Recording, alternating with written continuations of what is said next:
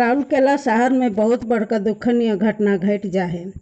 Sector 6 telephone भवन पूजा पंडाल पर से आग लागे से एक छोटका नाबालिग छुआ के मृत्यु हुई जा है और 3 जन छुआ तानी तानी ले बच जा है।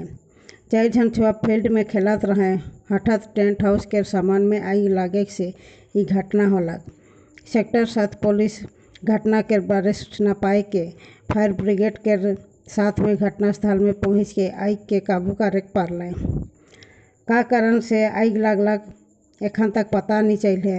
राउरकेला एसपी घटना के बारे जांच पड़ताल जारी रखे।